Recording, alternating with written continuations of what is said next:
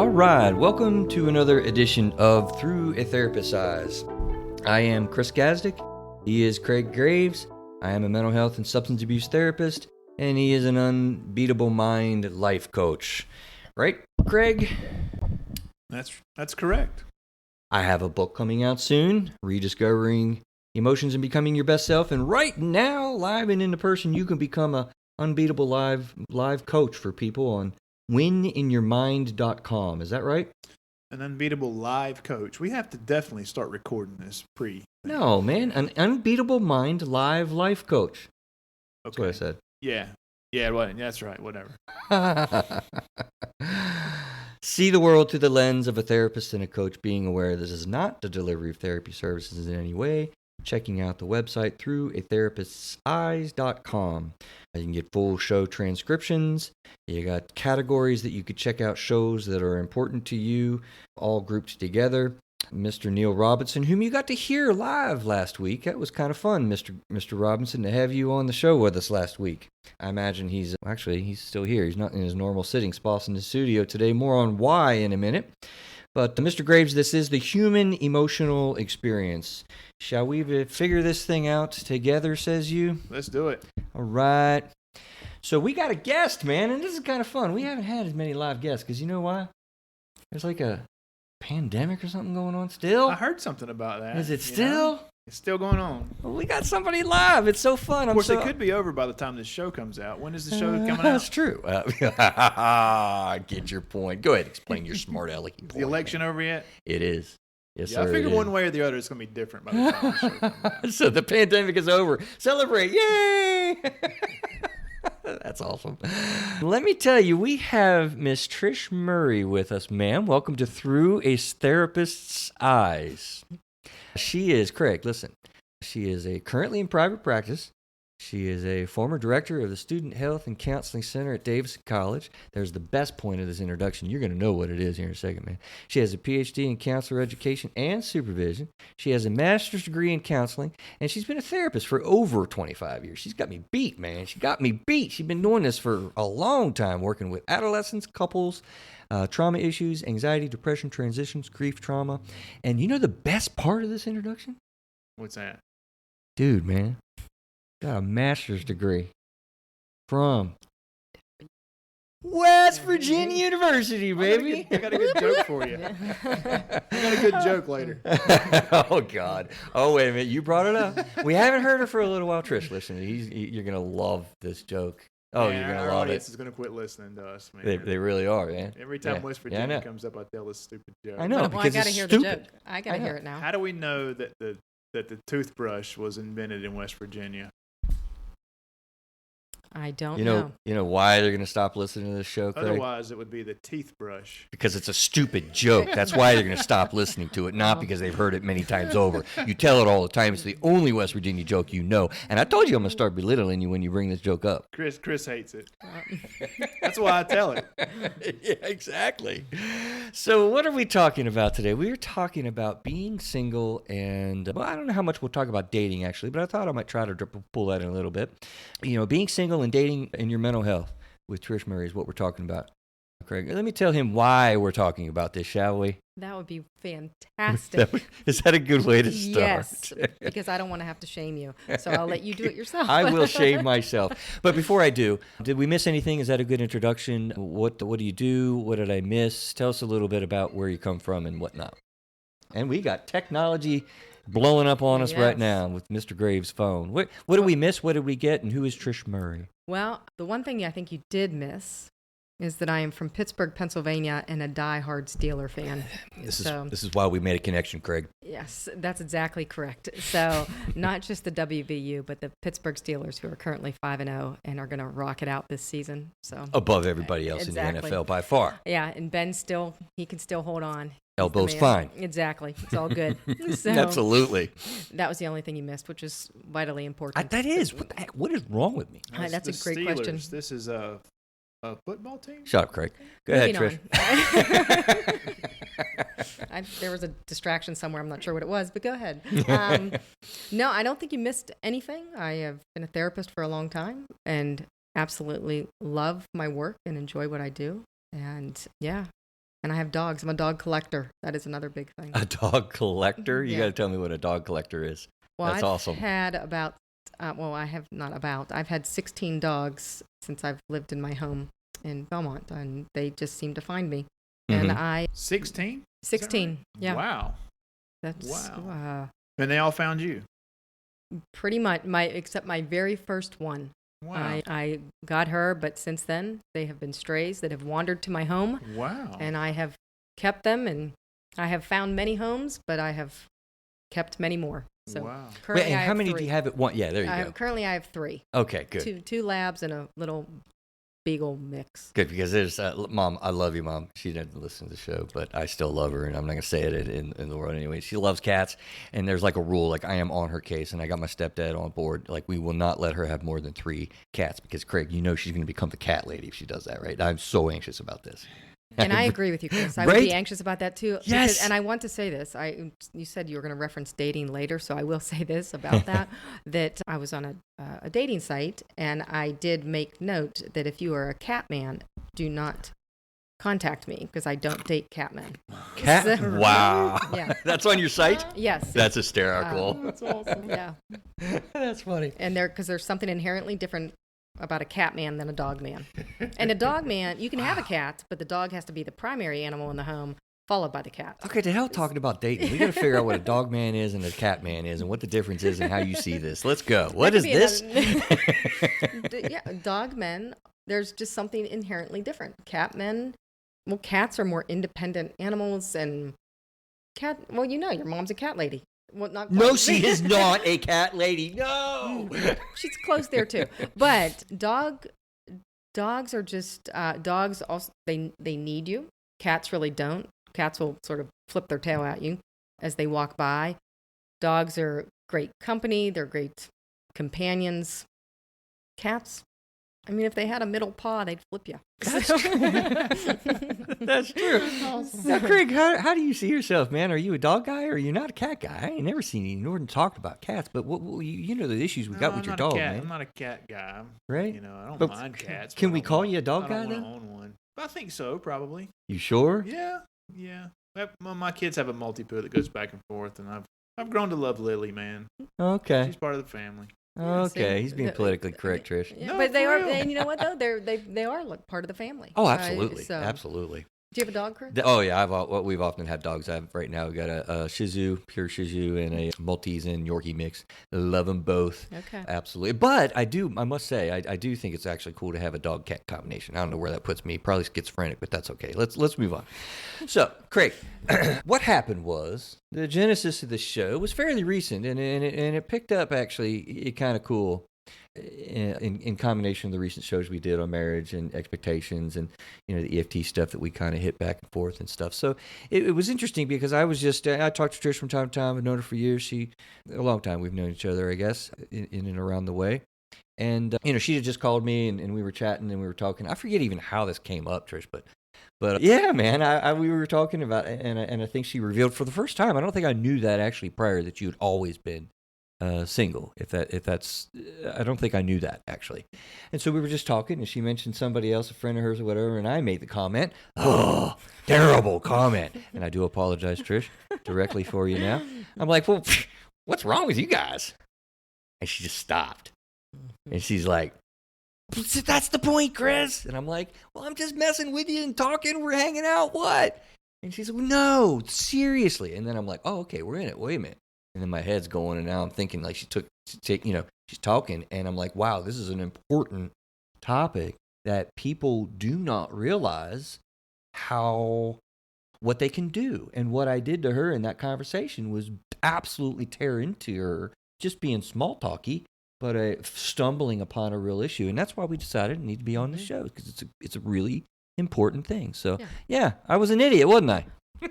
Well, I don't want to go so far as to say that, but yeah, it was just something that you walked in on, and it just so happens, and that is often what I have experienced, and that there can be a lot of shame around being single, and versus just embracing it, but the idea of what's wrong with you is what comes up.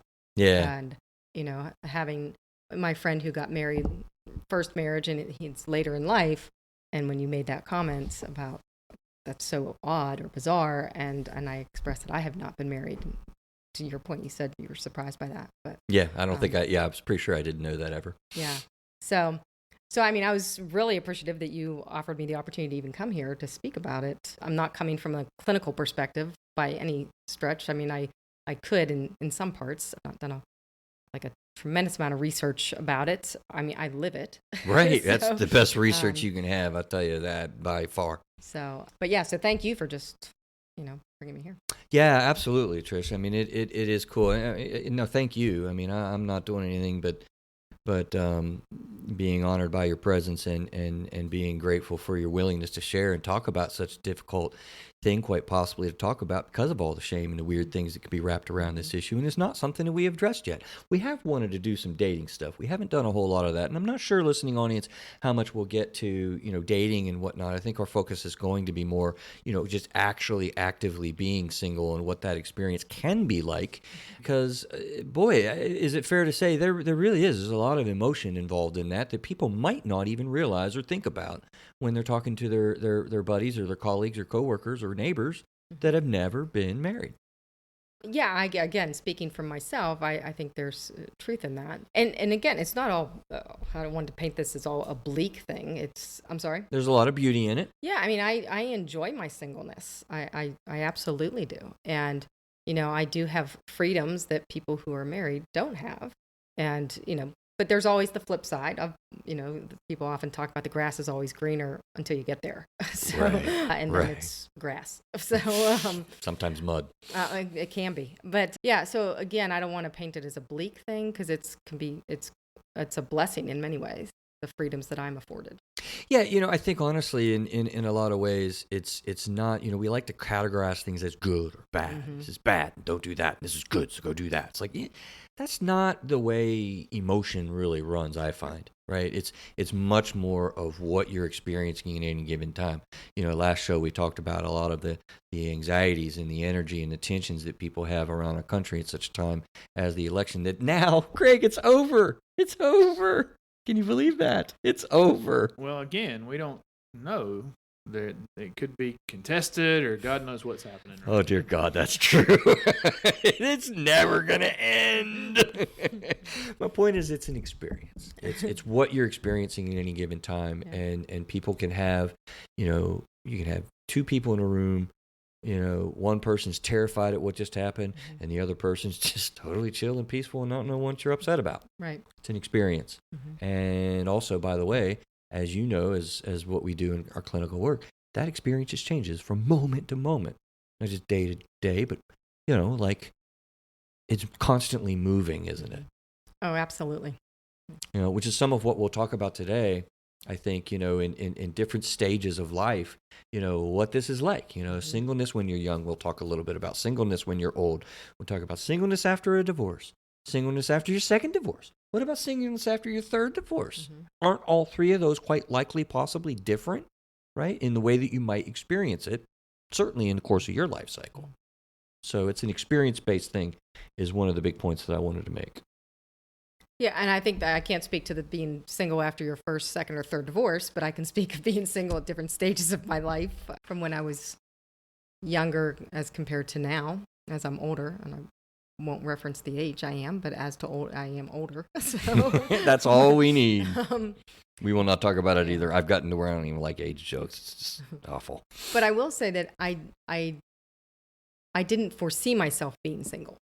Oh, really? Yeah. So it wasn't something. Not a planned reality. I didn't plan to be single. I guess I thought I would have been married. Mm-hmm. And so some of that, there is, with respect to that, I guess, is grieving something that I thought would have happened. Not to say that it can't happen from this point forward, but suggesting that something what can't happen now is to like have a family of my own. Right. Children. Yeah. Because I'm beyond that. But, and again, it's grieving some loss and embracing what is. Well, let's pause there since you're there. And I know we got a friendly gnat hanging around here, don't we? Let's stay there and park for a second. Because Craig, I'm curious. He kind of comes cold a lot of times, Trish, in the way that we do the shows, and he kind of samples what might be, listening audience listening and stuff. Does that sound strange to you that you would grieve, something that didn't happen that you thought would happen? Like, No. does that sound weird to you? It does not. At all. No. Good. No. Yeah, because I wondered if the listening audience out there would listen to that, and I wanted to stay there for a minute because a lot of times people think just to grief, look, somebody died, so you go and you grieve, and then you get through it. But you grieve a lot of things in our experience again in life, right? Like, I grieved when I left West Virginia. It was weird for me. I had lived there all my life.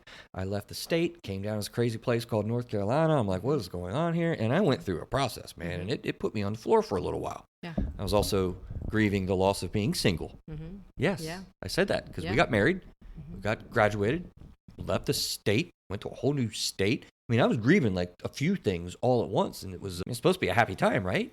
Mm-hmm. Grief hits you in weird ways, and Yeah. at different times, you just don't expect it. So, yeah, grieving what you thought would be that isn't. It's part of the experience.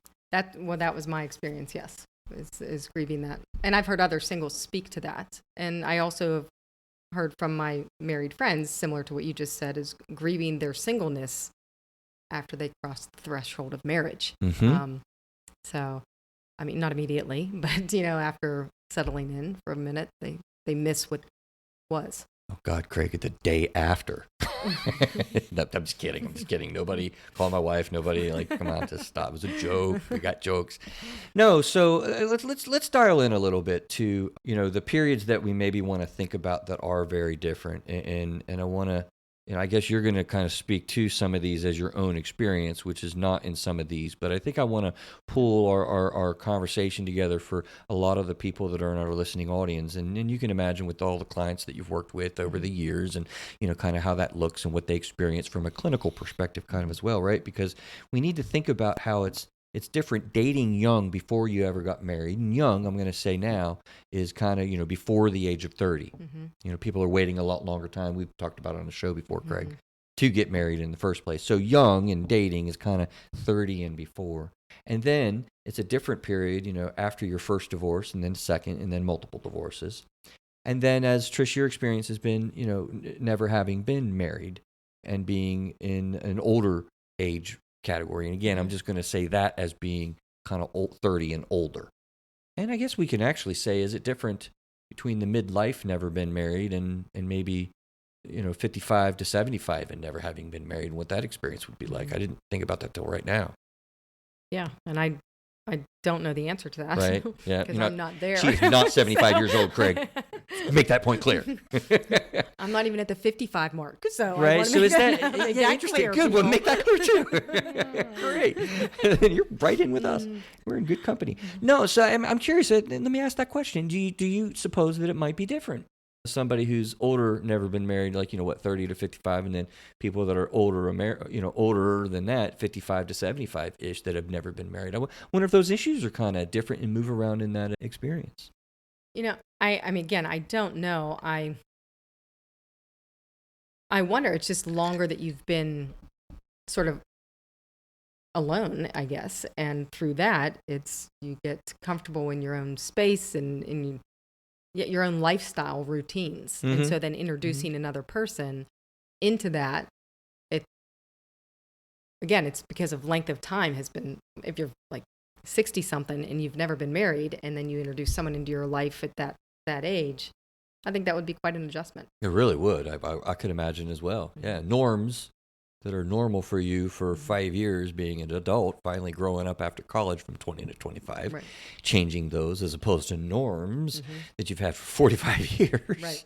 Wow. Yeah, that would be hard. Yeah. That would be a hardship. That's part of the beauty of what that would be for that person, supposedly. Yeah. And also, just even when you think about the older you get, if health issues that may come into play in your 60s or so, Oh, yeah. So more than as likely. health may decline, what does a marriage relationship look like there? Yeah, okay, absolutely. anytime we're talking about relationships and whatnot, I always like to kind of point out ad nauseum to the listening audience the emotion-focused therapy factors. I guess I'm not sure how much we're going to be talking about dating, like I said today. I think I really kind of want to try to pull it in because we can and will, by the way, be doing a show on dating and emotion-focused therapy because I've actually started to already work on that. It's a little bit of a new thing, Craig, that I've started to be thoughtful about with a few clients that I have actually right now that are dealing with that. And it's fascinating. It's actually post-divorce and getting into the dating spiel or spectrum. But Trish, do you know the ins and outs? And I don't know the answer to this. Do you know the ins and outs of the emotion-focused therapy model with Gottman and doing couples counseling and what with all that? Are you aware of that or use that much? The cycle of the pursuer, withdrawer, right, and the attachment-based issues. Right. Yeah. Exactly. So you've gone that. Yeah. I've actually went to a Gottman training. Mm-hmm. Do you like that stuff much, or I do? Do you? I like it a lot, and I use it with couples. I used it with a couple today, much older couple. Yeah. See? Yeah. She's 25 years in, terribly experienced therapist from West Virginia, by God University, Craig. She's brilliant. And I told you EFT is the best thing going with marriage counseling and stuff, right? Of course she would be on the same page. Craig's like, shut up, Chris. Look at his face. Yeah, anyway, so you're familiar with that. And I use that a lot too. I mean, I kind of came across Gottman stuff probably about 7 years or so. And dude, I don't know about you, but it totally changed the way I do couples counsel. Mm-hmm. Yes, it does. Yeah. It's a beautiful transition in introducing it to couples. Yes, isn't it? Mm-hmm. Do you just... I'm sorry, Craig. We might go off on an EFT tangent because this stuff is like amazing to me. Mm-hmm. The way when you're able to describe that cycle and the attachment patterns that go on. And what do you experience that couples experience when you begin to describe that? I'm curious. It's almost like a light goes off. Right. And there's a release of... right. It makes sense. And through that, the tension in the room just drops. Isn't it amazing? Yeah, is what I would say. Almost to a man and a woman when I introduce the cycles in a counseling experience. Yeah. Yeah, that's cool. Yeah, that's neat. Anyway, sorry, I'll get us back to our thing. I'm just excited about that stuff because it works. Mm-hmm. It does. It really, really works. So EFT factors in dating and, being single and kind of, going through, the process of dealing with all those things. And it is tough, right? Like we're people, we're humans. We have our own emotions. We have our own thoughts. We have our own insecurities. I'm pretty open on the show about being on the abandonment side of the spectrum with that by far. Mm-hmm. Yeah, I heard that you and Craig both identified as such. Yeah, absolutely. And so, and I identify as the other. Okay, we got one of those crazy people, Craig. Yeah. I do not understand these people, to be honest. I got jokes. I'm sorry. So you are on more of the engulfment side of it. Mm-hmm. Yeah. And I think that contributes a lot, quite frankly, with respect to even with me in dating. What do you mean? Because I pull away. I mean, there's some of my personality is such that I need alone time anyway. Right. But when somebody's starting to pursue me, I just pull away. A little bit. Yeah, it's just a little bit too much. And I'll circle back. When you're ready in your time. Yeah. And of course we're running after you. Yes. Annoying the crap out of you. Yes.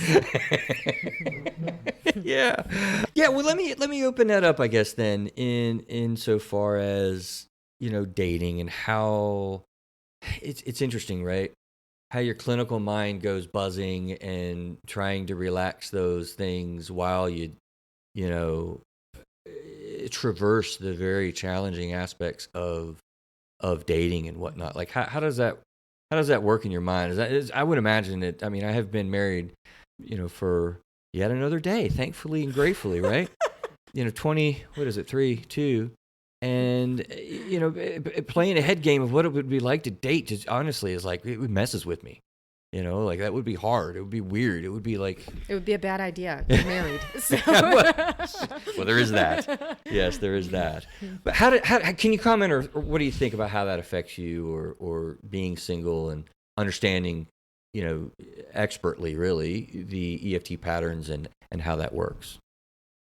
How does that, say that what one am more I time, asking? please? How do you experience that? Is that challenging to be single, to date, having professional knowledge about EFT and relationships and boundaries? I mean, therapists, we have a head game in our head, and it's, it's tough. Yeah.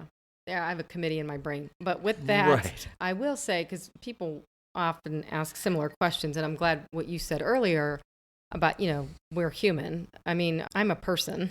I mean, I don't wake up in the morning and put on my therapist cap. I'm sort of wired that way. But again, first and foremost, though, I'm a person. So. And a nice one, Craig, I'll have to say. And funny. You didn't put that in the introduction. But at any rate, we can go back and edit it in. So I think that can be a challenge for me at times, is to not pick apart things.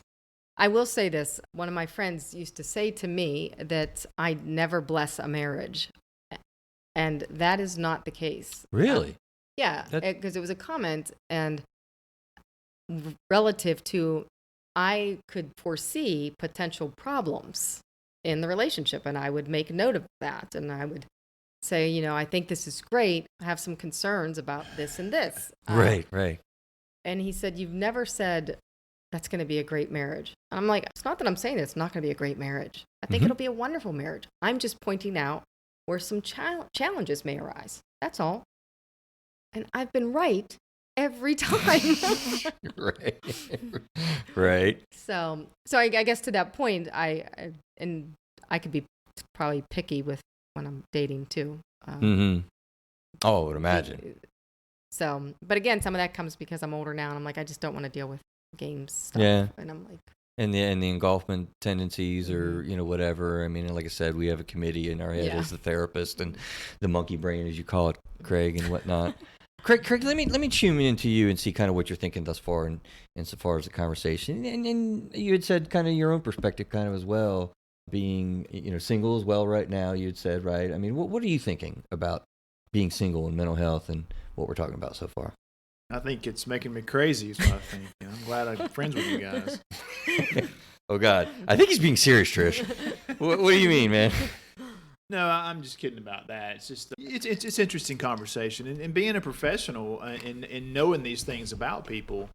I mean, does that help you understand if somebody's a pursuer? Does that help you understand them better, or do you still say, hey, I need my space? Are you still an engulfment person more as much as anybody else would be, or do you walk a finer line because you are knowledgeable about these things? I think it's probably still an engulfment person, only because it's almost reflexive. So I'd have to be really tuned in to myself, I guess, to put the brakes on. And again, I go back to not just related to that, but also I'm an introvert, and so I do need time away, and people can tend to drain me a little bit. So that, coupled with that engulfment thing, can be challenging. So interesting. Yeah. I think I do have some more comments, but I'll see where you go and maybe ask later.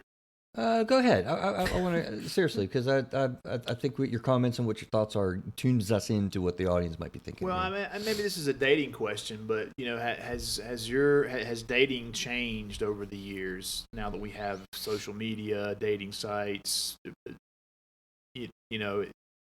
What's it like today versus 5-10 years ago? And it's a fascinating thing, and you I don't know if you looked at show notes or we're just like on link sync, Craig, like we can be. Social media is where I was thinking next. Yeah, it's a big factor in dating. And the reason I ask is, so I got married when I was 30, and that was in 2002. Yeah. So it seems to me that the dating scene now is different than it was pre-2002. I would agree completely. It's just a different world, and so I don't do social media any longer. I've really pulled away from that because, in part, because of being single. I see people posting, pictures of, families and spouses and, kids graduating high school, and that speaks to that grief I spoke to earlier, and that really highlights and augments some of that. So I'm pretty mindful of it, but in the dating site world in general. And I've done, as I mentioned earlier, that I put on there that I'm no catmen. So, I mean, I was very clear. But yeah, so it's different dating older than younger even. So is what my experience is. Well, there's a lot of differences, like I say, with those categories of, divorced or never been married or divorced second time or being young or being aged.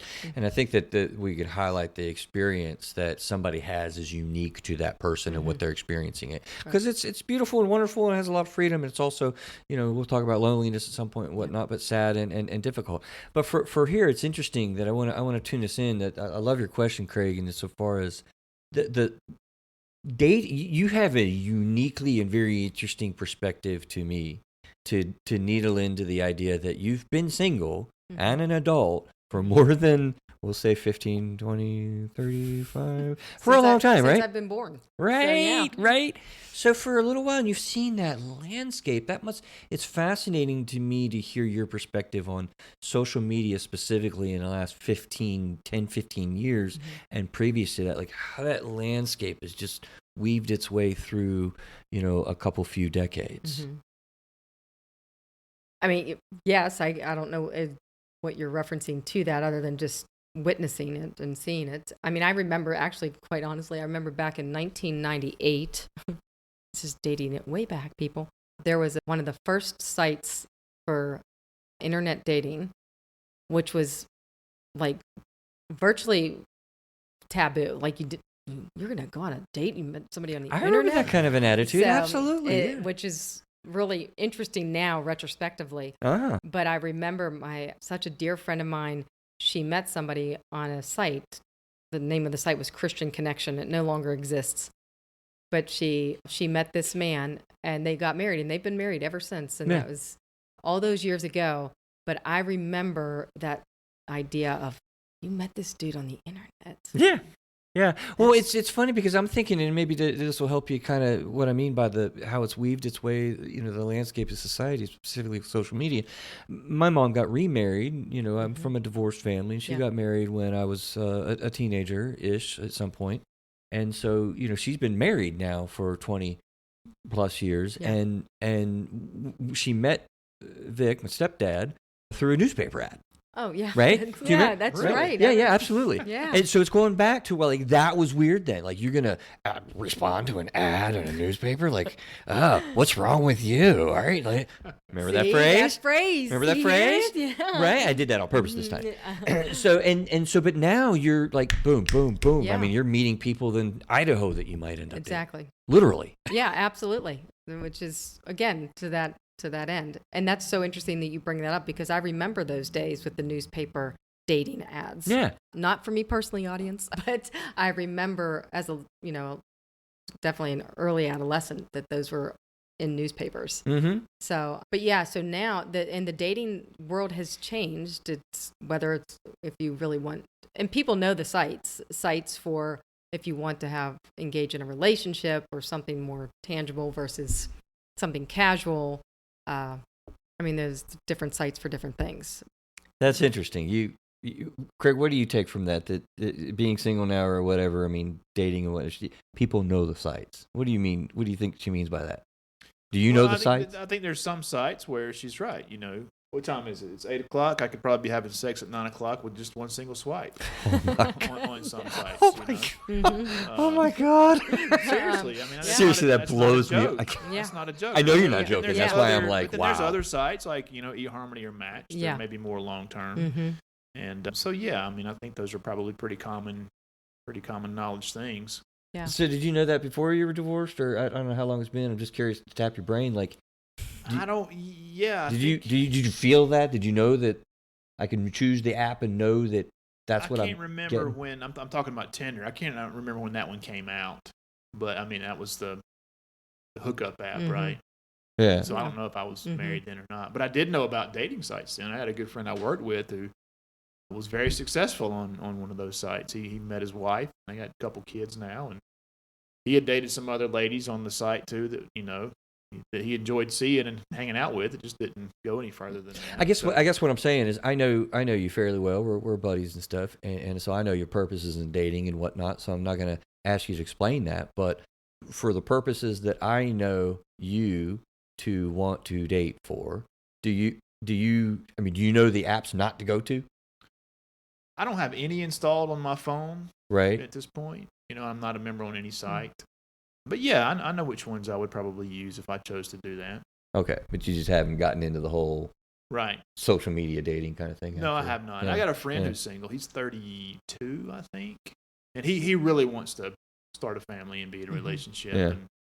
And I encouraged him to do that, And in my opinion, a paid site is probably more in line with somebody else who's looking for a longer term kind of relationship as opposed to a swipe and I agree. you're naked in an hour. And yeah, that just blows me away. That really seriously trips me out. But can you say what you mean by paid site?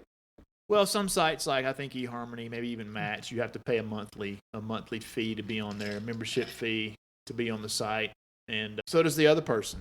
And I think that probably weeds out some of the people who are just looking to have a good time. It definitely does. Yeah. So do y'all think that social media, I mean, we've talked about it a lot, Craig, it kind of gets a little bit of a bad rap, causes a lot of anxiety and whatnot. And I would imagine the anxiety that dating really has. I mean, it's tough to date. It's scary, really, in a lot of ways. It could be a lot of fun. It can be a lot of interesting, create a lot of interests and be fascinating as well as it's terrifying. I mean, it's everything in what somebody experiences. So do you think that social media, helps or hinders essentially, the dating process? Both. Yeah. What do you mean? I mean, it really depends. I mean, the internet, social media is fantastic for, bringing people together, having people meet. That can be a great thing. And then it can be a nightmare. Yeah. In terms of, just the whole, just the nature of social media and how destructive it can be just at large, not even in the dating perspective, but even at large. But in particular to dating, if you're friends with people and you both mutual friends on sites, just that type of thing.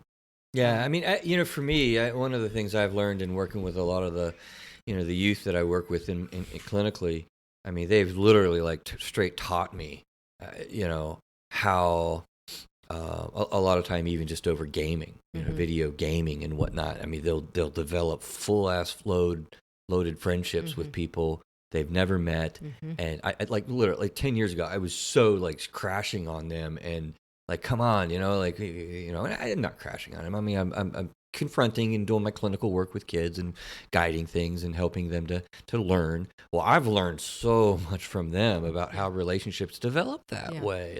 Full engaged, and parents listening out there, it's absolutely so. Fully engaged and get to know you, what you look like, and a full relationship with somebody in Japan.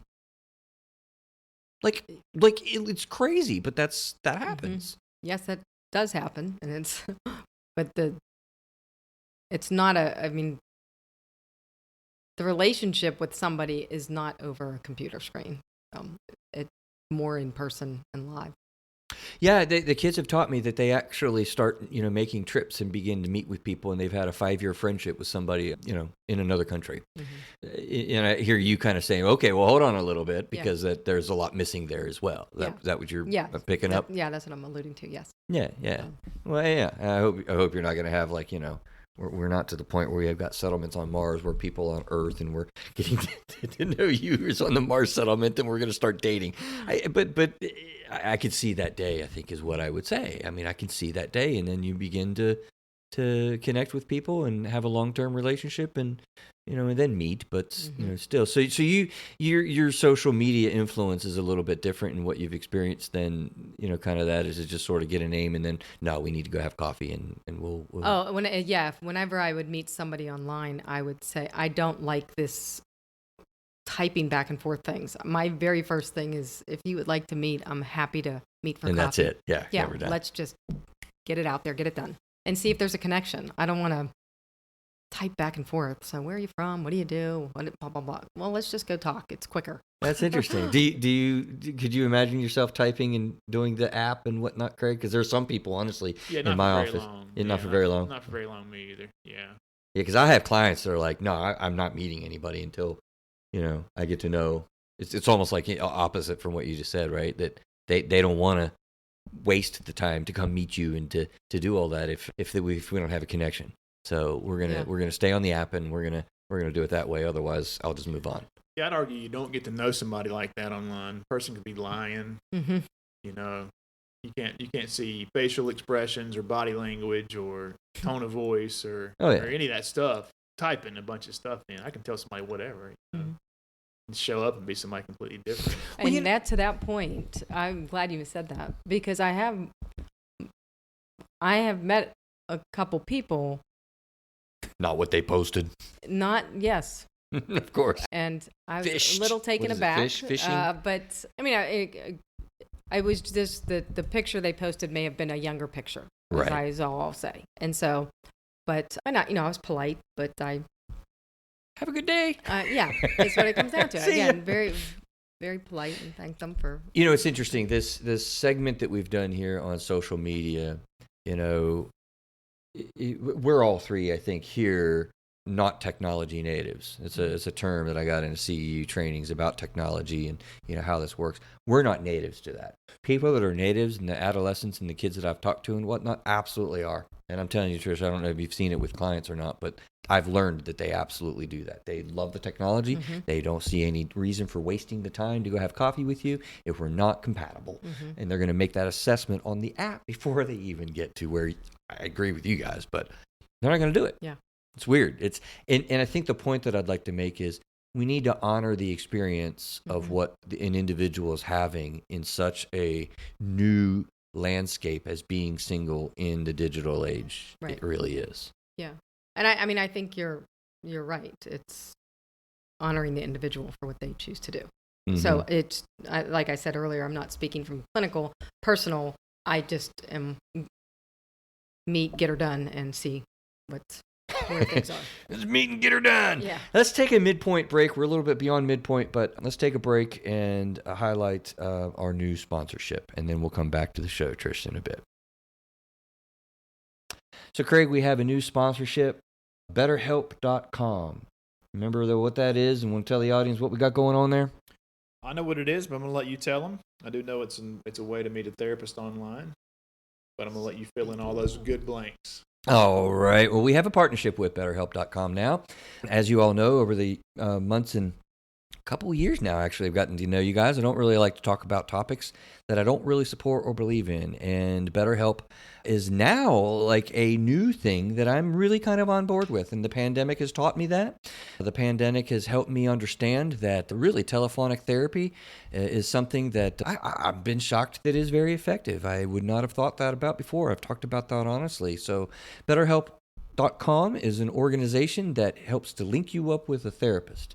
If you go through our site, we do get a support from them. That's the sponsorship part. So we do receive compensation for a referral, but you have to go through our site. That helps our show out through atherapist'seyes.com. You click on the link, and what happens is they do like an actual screening tool. They get your purpose of therapy, your major presenting problem, some characteristics that you're looking for, and they match you with the thousands of therapists that they have throughout the country. And then you meet with them. I believe you can do video as well as phone. Obviously, it is not going to be face-to-face, but it is a very effective and wonderful form of getting therapy. So through atherapist'seyes.com, click on through the counseling link and get hooked up with BetterHelp.com. Now back to the show. So let's talk about let's transition and change gears a little bit to something that I think and would imagine that being in the single category, whether it be a different kind of experience of loneliness when you're awkward, insecure, young, in high school, and you're like, oh my God, I'm never going to get married. No one's ever going to do this. I mean, you remember that feeling like when you're young, audience, like even those of you that are married, like or have been married. I'm never going to find my spouse. I think we've all felt that way. Well, that can continue and continue and continue for a while, by the way. And let's be aware of that emotion. But then the loneliness of being, divorced, like that's a crushing life blow when you did not anticipate that happening. I happen to believe, Trish, curious what you would say, but I've come to find in my clinical practice that that's actually like one of the most decompensated emotional states that people get kind of into. Oh, You know? Yes. Yeah, that was a quick agreement. Mm-hmm. Yeah, I'm mostly concerned and very aware when somebody's going through the first loss and particularly of marriage. Mm-hmm. Heartbreak is what you might say or suggest that is, but that can be bad when you're young and never been married. Don't get me wrong. Mm-hmm. And as a matter of fact, that's a very dangerous time for teens. I've seen kind of as well. Heartbreak is a big deal. But anyway, the loneliness that you feel after a divorce is different than after a second divorce. So let's focus us in a little bit, Trish, and what you experience, from your own experience, I guess, and then, the factors of loneliness in being single. Big, I would imagine, or nah, we deal with it. Not so big. I guess I guess I just deal with it. I acknowledge it. I don't try to minimize it or dismiss it.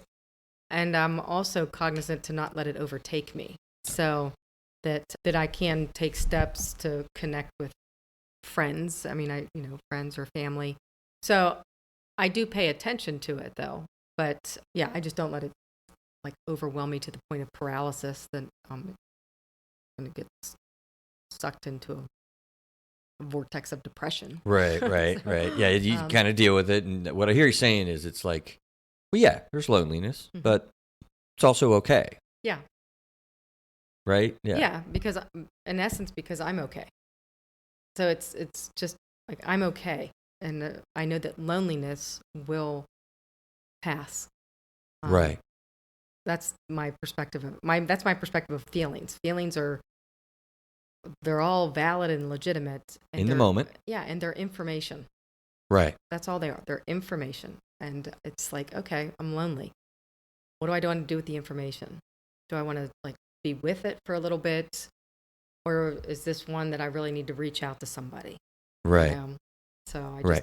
You can tell she's a little bit of a therapist, Craig, right? How brilliant is that? Emotions experienced is information that you need to do something with. That is awesome. That is awesome. I love that. And when you said you were okay, do you mean okay with yourself? Yes, my person? My person, okay. That I'm okay. Okay. So. Yeah. Go ahead. Let me go a little further with that. I was going to happy too. to have two therapists here to ask this question to. But I see people jump from relationship to relationship. Yeah. And it's like, I'm not sure if they can't handle the loneliness or if they're not okay with themselves and they feel like they need somebody to complete them or whatever BS thing you see on a romantic movie or whatever thing, You complete me. Yeah. But I'm a firm believer that you have to be okay with you before you bring somebody else into your life. So what do you guys think about that? The people who just seem to go from relationship to relationship and nothing ever works out. Couldn't agree more with what you're saying. I'm going to toss it to you, Trish, and let you kind of kill it because this is important. So, I have a couple thoughts on that. When people speak about that you have to be okay with you before we enter in relationships, I know people who aren't okay with themselves are in really messy relationships. Yeah, absolutely. but they don't even see that they're going, to your point, they're going from relationship to relationship to relationship, trying to find something. And more than likely, those relationships, the same patterns happen in each subsequent relationship. Yeah, it's bizarre sometimes how similar things are. Yeah. If you get out of a marriage, you go to a second marriage and you do the same thing and you wonder, why the insanity of it is doing the same thing and expecting a different result, as they say in 12-step meetings. That's what happens. Yeah. Unless I know you cope with those things. I know a lady that does something similar to that, and every guy that she ends up with is physically abusive. And I'm like, how the hell do you find these people who treat you this way every time? Yeah. And it's almost like you can send a person into a room of 100 people, only 2 or 3 of them are that way. They will forget the 97 others, and they will find their way to that. It's amazing. It really because is. those emotional realities play out. And I wanted to say, before I lose the opportunity, I mean, when you're in a marriage, you can definitely feel lonely, right? I mean, this is absolutely. Absolutely. not at all exclusive to single individuals. Absolutely can feel lonely. And I would maintain that you struggle to have a healthy marriage until you have two healthy individuals.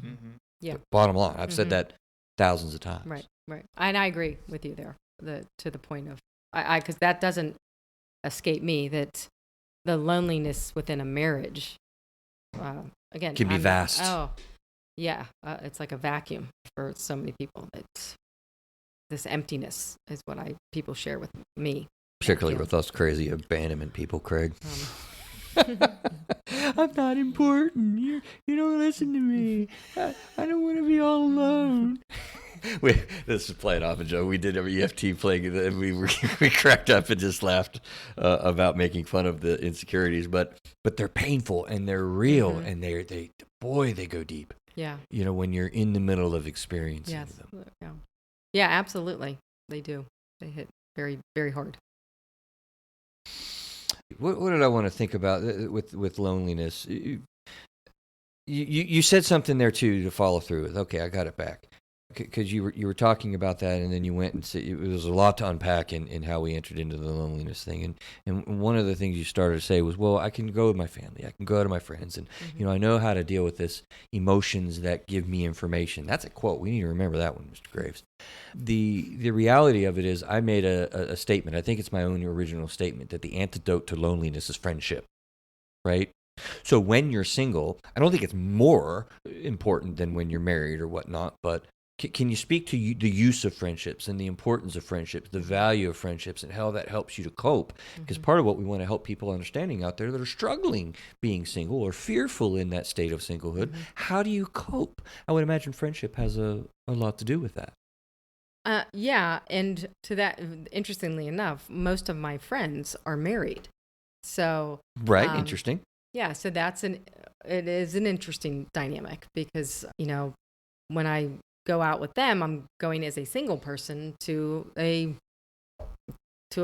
party that friends are having, or I'll go to my friends who are a couple with them for dinner. They'll invite me over or something. So, but yeah, friendship is really my faith too. That's another piece that helps with respect to loneliness. There's a big factor. Yeah, it's a huge factor for me. And I'm a proponent to go vertical before I go horizontal. So, in terms of dynamics. Boy, that could mean a lot of things. What do you mean by that? I go vertical, like I go prayer, and I'll connect with God. So my faith is really important. And right. then horizontally, relationally, like with friends and whatnot. People, God before people is the way I took that. Yeah, that's exactly what it is. But my own head also went in a different direction. So bring it back to here. Back to here. I'm here.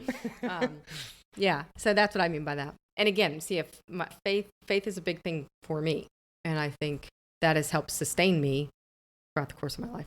Right. Yeah, that's and can you imagine being single without that? Curious. I be can't. tough. Yeah, that's my opinion because of it. So because of my own faith, I can't imagine not having that to hold me. So. And I would submit to you as well, for married people out there, or if you're freshly dealing with divorce and the pain that can be, faith-based reality, it can be a very sustaining, force in your life. And oftentimes when you're hurting the most, you grow the most. And oftentimes that's with, faith tradition. Right. Let me say that again. Oftentimes when you're hurting the most, you grow the most, and oftentimes that can be really in the direction with the faith tradition. And I don't have any problem kind of saying it in that way. We talked about that when my sister had died. There was an episode not too long ago. My God, we're coming up on it. It's not pushing a year, not too far from now, man. That's trippy. But, the importance of faith with grief. Yeah. Well, we just hit grief a little bit ago, and we hit loneliness now, and like how important the challenges of emotion and being single, does that really just pile on together, right? Absolutely.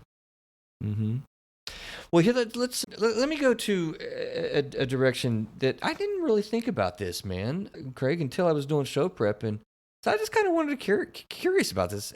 Have you ever thought about single people and children? right? Like having children. Can you be single, having been single all your life, and have children? What says you? I don't see why not. Yeah? How? Well, I mean, many ways. Yeah. The obvious way, I guess artificial insemination would be another. Adoption. I mean, there's different ways you could do it. You could foster a child. Mm-hmm. Yeah. It was just curious because I hadn't really thought about it.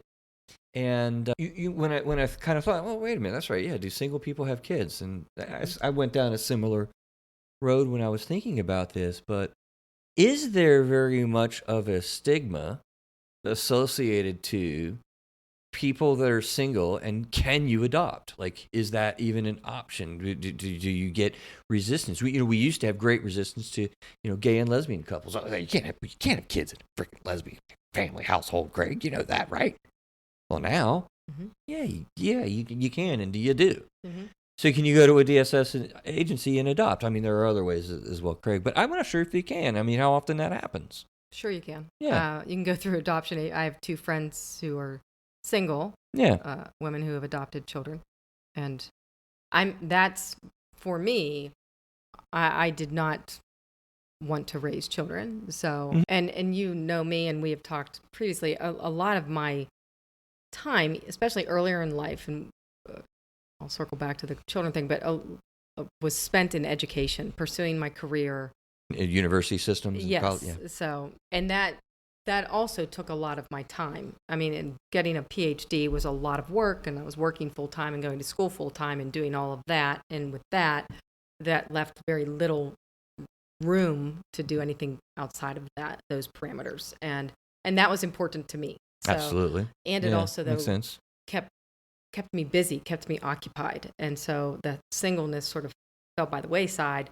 And then after trying to find myself in terms of a career and working in higher education for 22 years, that was very time consuming as well. And so, but again, I love my work and enjoy my work. And so then I would probably call myself a workaholic. And so, we've never had a conversation about that.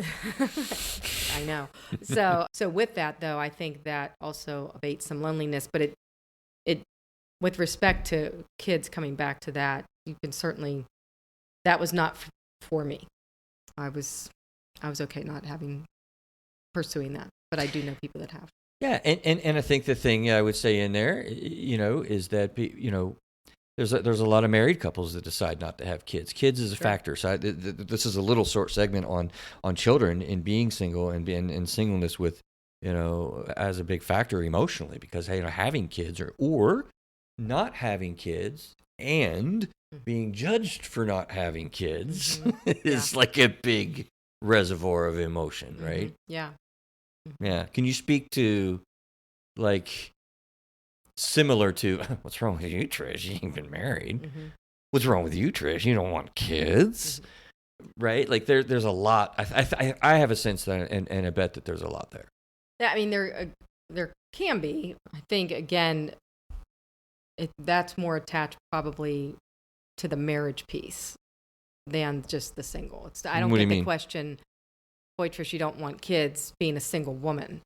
That doesn't come up as much as your clever question of what's wrong with you, so of not being married. Right. So I don't get that with what's wrong with you that you don't want kids. You do not, as a woman. Yeah. Not that as a single woman, I don't get that question. What's wrong with you that you don't want kids? Yeah, really? Or that vibe or whatever. Yeah, because I'm single. Yeah. I think it might be, I don't know this, but it might be different if I were married and they said, well, you two don't want kids, or you don't want kids as a married woman. I mean, I don't know that. I can't speak to that. But yeah, I think I am a little surprised at that, because, we're not too far removed from the day and age where, people have the various stigma and stereotypes of, well, hell, women are supposed to be barefoot and pregnant, stay home, take care of the family, and have kids. Your purpose is to care for the family, right? And I don't think we're that far removed from some of those horrible realities that people got stuck with in their head.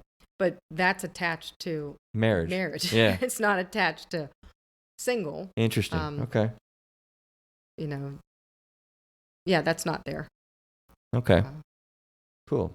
Yeah, I hear what you're saying too, because I would probably think the same thing. You know, you don't have kids, well, you're not married. That's why you don't have kids. Because you're not married. Exactly. You know, so I would never think to say, well, do you want kids? And then, right. And then say, well, that's weird. You know? But I would tie that to not being married personally. Well, I think that was interesting when I was doing the show prep and thinking about, do single people have kids? Because I didn't experience thinking about that initially either, but there could be a lot of the shame. And the other piece I would spin us to is legacy. You know, like, you know, how that brings up emotions. And, you know, so for, as far as particularly for men, I think that, you know, carrying, at least in our culture, I know around the world there are different cultures that carry different names and traditions and whatnot, but, you know, typically in our culture, you know, man keeps their name, and the woman has to change her name to become a part of the man's name, and thus the family, and you carry your legacy down, and, you know, the man to the boy to the boy to the boy, and in generations, right? So it's a lot of weird feelings I think can swirl around kids and single and legacy and, you know, that sort of thing.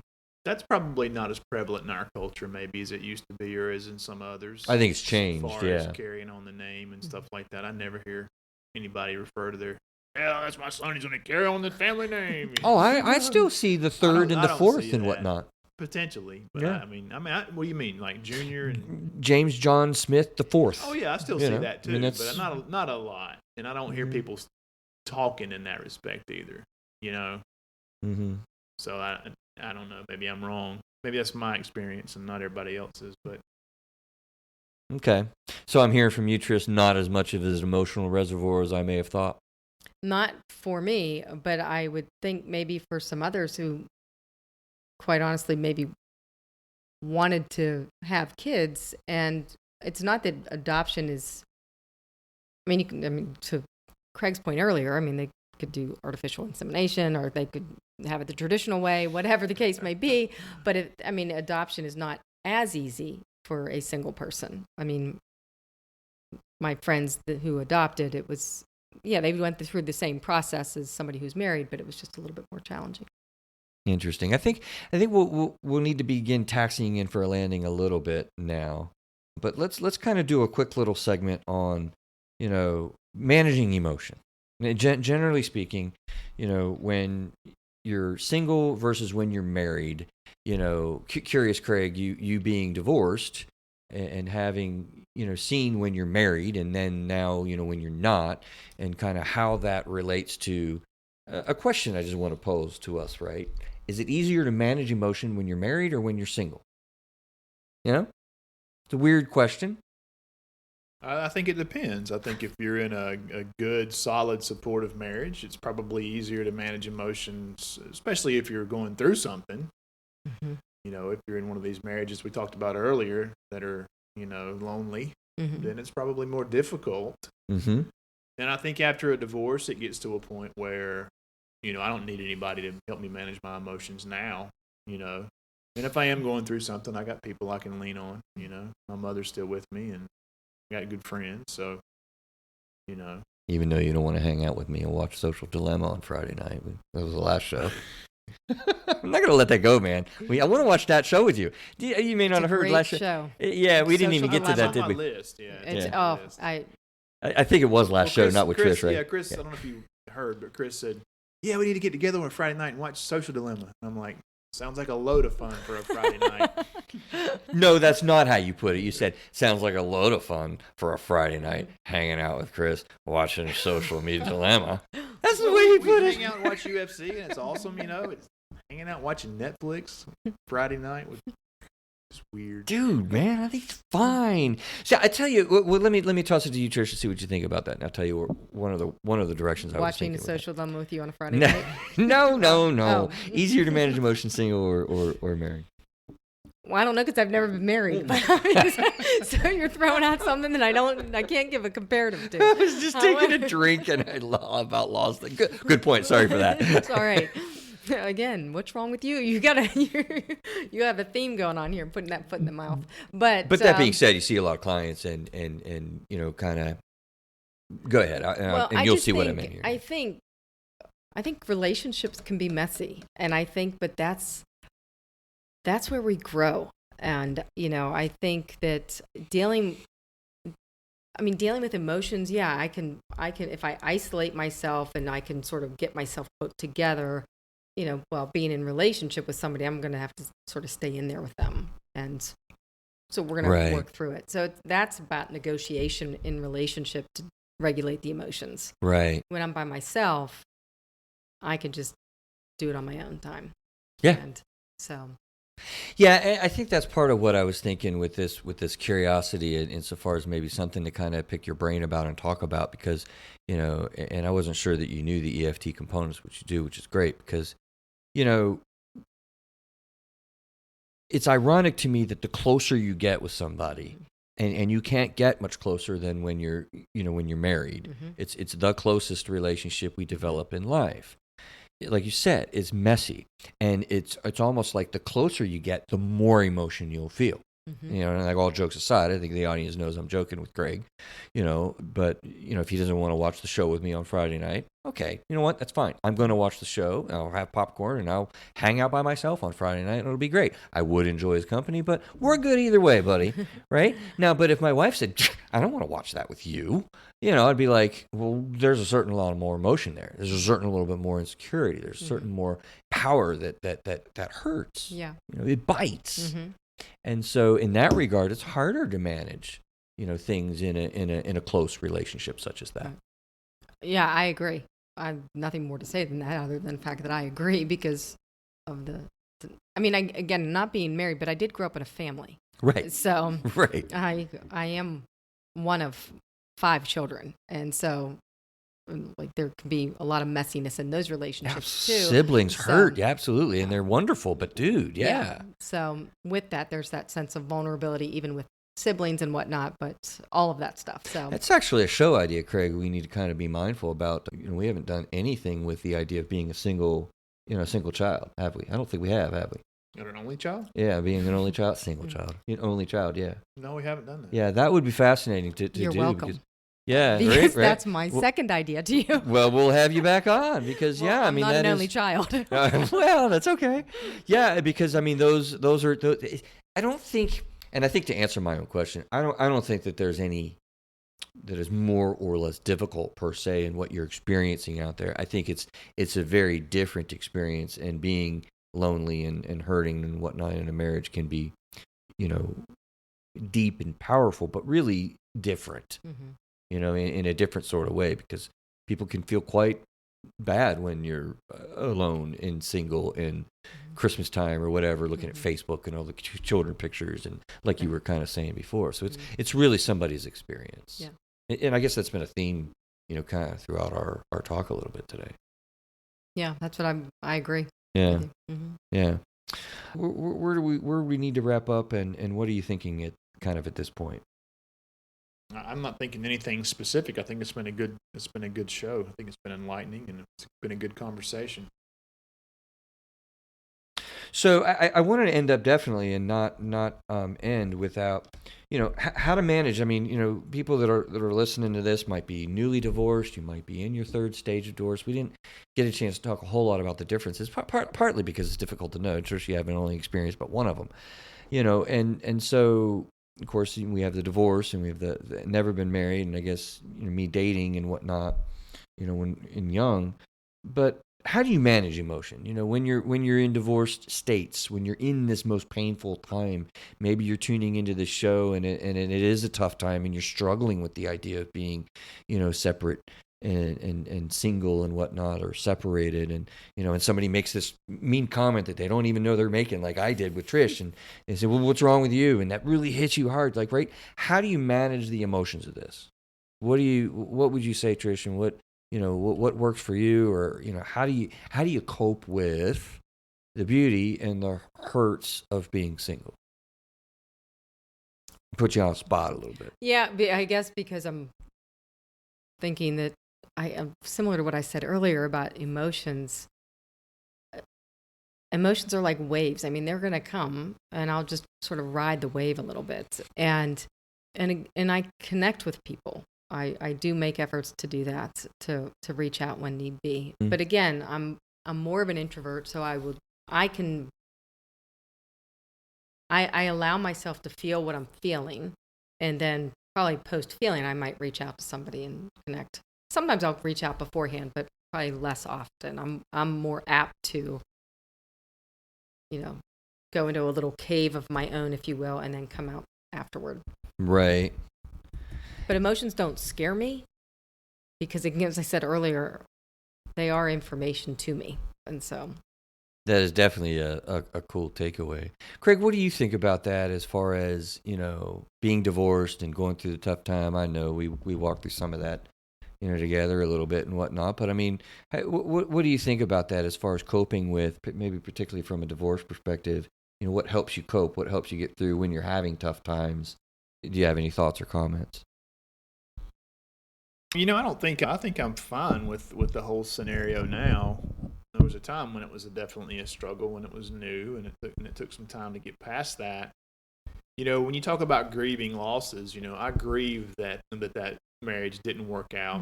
Not so much because, it's not like I want to be with that person anymore, but I grieve the loss that my kids are going to have for the rest of their lives of not having their mother and father together. And, so I do grieve for them quite a bit, but not the marriage.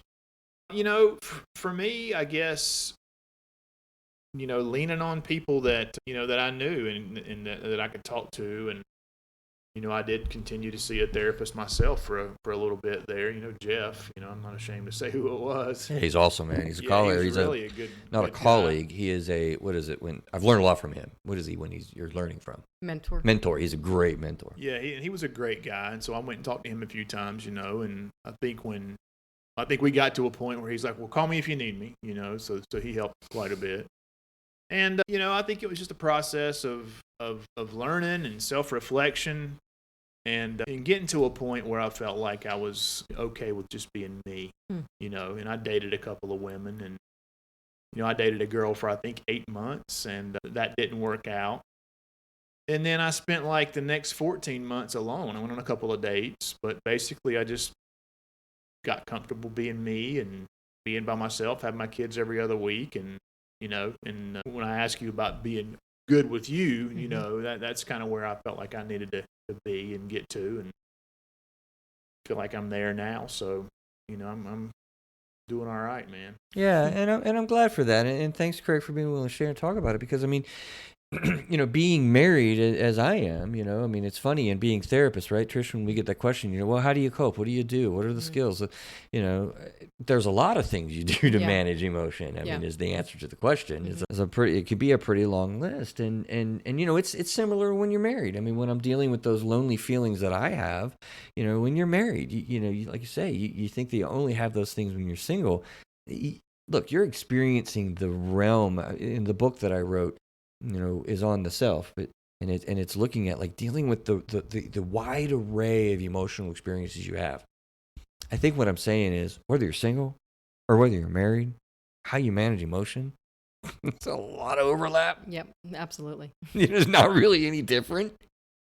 Because if you don't think you need friends when you're married, you're crazy. You absolutely do. So, yeah, it's a little bit of a trick question, right? Like, how do you manage emotions being single? Well, same as you would when you're married. Yeah. And I do want to reference the listening audience to the episode that we did recently. And if you are having a tough time with this particular issue and tuning into this and saw that in our list of shows, episode 96, All About Mental Health Strategies, is the name of it. We listed and talked in depth about, self-care, issues, breathing, journaling as practices, exercising, using friendship, using nutrition, developing a 1, 5, and 10-year plan, having a pet, whether it's a cat, Trish, or a dog, right? Visualization, tension release techniques, sensory answers to panic feelings, using permanency words, introspectively challenging our assumptions from time to time, revisiting stressful life in our events, attacking fear directly. I think we did, and we will still develop a pretty good list. I mean, you're going to need to manage the way you're feeling individually, whether you're married or not. Mm-hmm. I agree. It's tough because they can flood. They can be challenging and hard and painful, but also beautiful and wonderful all at the same time. Trish, is there anything that we kind of missed talking about that you think is important in the issue of being lonely and how we manage that and kind of what you experienced kind of along the way throughout different life cycles and whatnot. I think we did a pretty good job of covering the different factors. Being single. Yeah. I appreciate you having me on and just to talk about this topic. I'm really honored to be able to speak about it. Absolutely. Okay, cool. Craig, anything you're thinking about? I got nothing, man. All right, man. So Trish, listen, when we are wrapping up and someone has shared, I like to do a high five with somebody. Craig is awesome. We get to do one like live. I haven't been able to do that for a while. We've been doing all the Zoom crap and all this kind of stuff. So what it signifies is the appreciation and the courage that it takes to come on and talk about these things. So I really recognize that for you, and I'm really grateful for you. I really want to be respectful about that and say thank you for what you're doing. I think that, honestly, talking about this is a topic that many people struggle with, and I think that we've, hopefully helped a few people kind of out there along the way. So we're going to do a high five. Ready? Real or virtual? Real. Okay. Real. All right, that is real. I know we're in a pandemic. I'm going to go wash my hands. We're going to be okay. It's going to be cool, but it is a big deal, and I appreciate you being on the show talking with us. Well, thank you so much. All right, guys, we're going to see you next week. Y'all stay safe out there and have a good week. Take care.